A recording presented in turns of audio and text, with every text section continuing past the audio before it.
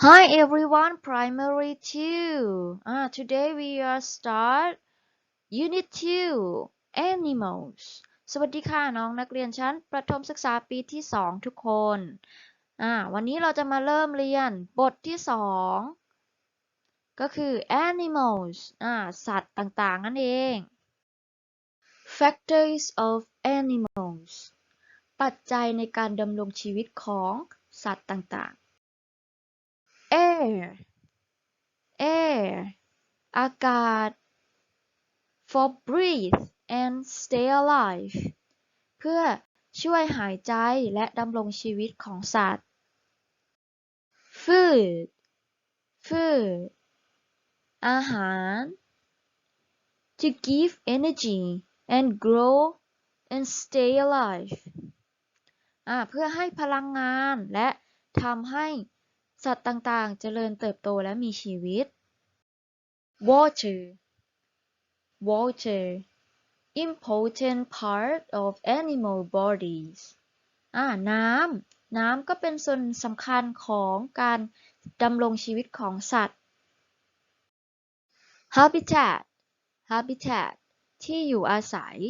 somewhere to live เป็นสถานที่ที่สัตว์อาศัยอยู่นั่นเอง types of animals ประเภทของสัตว์ต่างๆ animals that eat plants สัตว์ที่กินพืช elephant ช้าง horse ม้า giraffe ยีราฟ animals that eat animals สัตว์กินเนื้อ lion สิงโต tiger เสือ hawk เหยี่ยว animals that eat plant and animals สัตว์ประเภทกินพืชและกินสัตว์ duck เป็ด chicken ไก่สุนัข animals name duck factors food such as fish lettuce water air and place to live สัตว์ในรูปคือเป็ดนั่นเอง ปัจจัยในการดำรงชีวิตของเป็ดก็คืออาหารจำพวกปลาหรือผักมีน้ำ มีอากาศหายใจและสถานที่อยู่ Animals name frog factors food such as insect water air and place to live สัตว์ในรูปก็คือกบ ปัจจัยในการดำรงชีวิตของกบก็คืออาหารจำพวกแมลง น้ำ อากาศ และสถานที่อยู่ของมัน Animals name crocodile factors food such as fish chicken meat water air and place to live สัตว์ในรูปคือจระเข้ปัจจัยในการดำรงชีวิตของจระเข้ก็คืออาหารจำพวกปลาไก่เนื้อน้ำอากาศและสถานที่อยู่ Animals name tiger factors food such as deer meat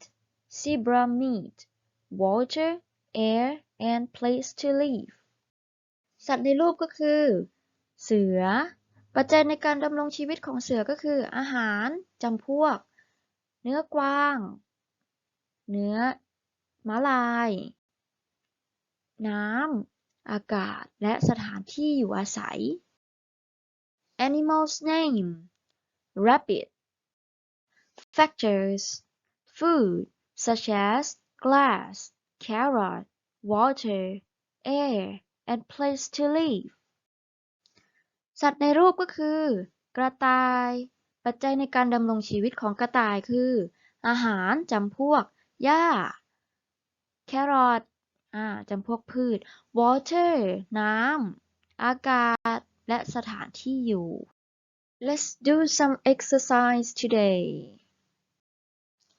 Open the book page number 23. Look at exercise number 2. Group these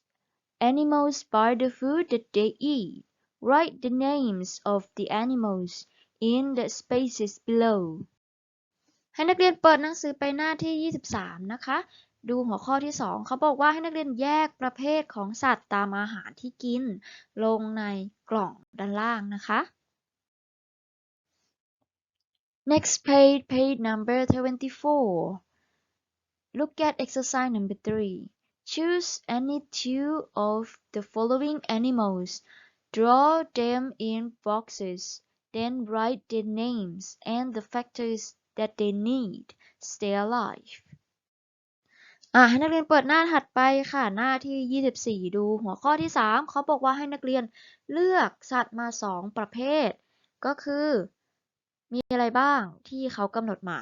มี frog กบ duck เป็ด crocodile จระเข้เสือ tiger rabbit กระต่ายให้นักเรียนเลือกมา 2 ตัว แล้ววาดรูปลงในช่องที่ 3.1 และ 3.2 บอกด้วยว่าสัตว์ตัวนี้ชื่ออะไร ปัจจัยในการดำรงชีวิตมีอะไรบ้าง